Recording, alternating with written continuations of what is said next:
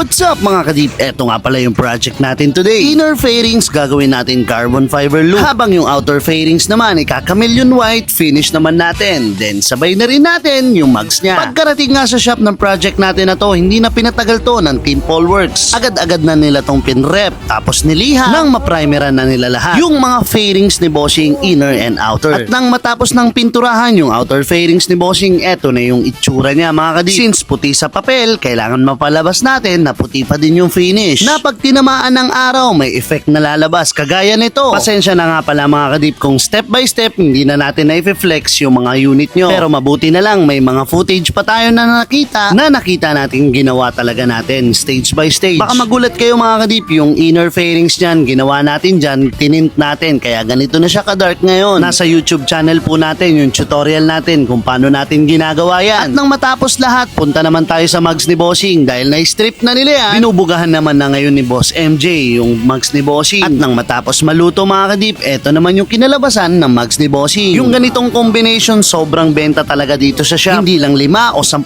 beses na kaming nakagawa nito. Kaya erekta na natin sa interview. Tara! So ayun, what's up mga kadip? Meron tayong project na i-release today. Ito ay napakapoging Honda ADB 160. Fully custom paint ng ginawa natin dito. Outer fairings, ginawa natin chameleon white. Tapos yung inner fairings naman, ginawa naman natin two-wheel carbon fiber look. Tapos yung mugs niya mga kadip, syempre, pinowder coat natin yan na available sa powder coating natin sa Laguna, Cebu, Taytay branch natin. So lahat ng mga branches natin merong powder coating. So i-flex na natin siya doon sa client natin. Tanungin natin kung nakapasa ba itong project natin na to. So ayan si bossing natin. Kilatisin mo na boss. Wala lang hugas yan pero all goods na yan.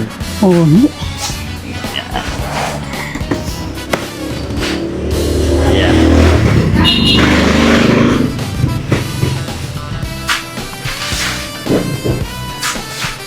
Nag-iba ba yung tsura, sir?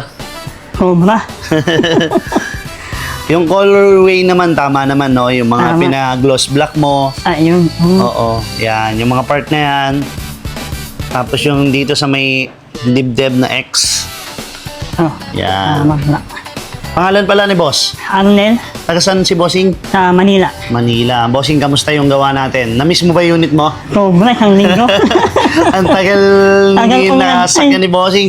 Medyo mahirap pa naman mag-commute ngayon. Yun Oo. nga lang, mahal na rin yung gas, no? Ayun nga eh. Pero sir, sa tingin mo, sulit naman ba yung paghihintay? Sobra, sulit. Kung Sulit na sulit. Kung i-rate mo sir, 1 to 10, Wala, lagpas 100 eh. nagustuhan Sulit na naman ni sulit. bossing yung finish, no? Sobra, Boss, sobra. baka may gusto i-shoutout si bossing natin. Shoutout mo na. So, ako na yung girlfriend ko. Thank you. Boss, maraming salamat po. Thank you, boss. Thank you, boss. And maraming salamat din sa mga nagbaklas kabit at tumulong sa project na to. To God be the glory. Bossing, ingat Thank you, po. boss. Thank you, boss. At nakapasa naman kay Bossing yung project natin mga kadip. At yung colorway na gusto niya, nagawa naman natin. Muli, maraming salamat po Bossing sa pagtitiwala sa PWH. At available pa din yung services natin sa South at ating Taytay. Syempre, pati yung 20% discount natin sa paint and hydrographics ay available pa din. Kaya ano pang hinihintay mo? Dalhin mo na yung unit mo sa pinakamalapit na branches sa'yo. So paano? Kita-kits next vlog. To God be the glory.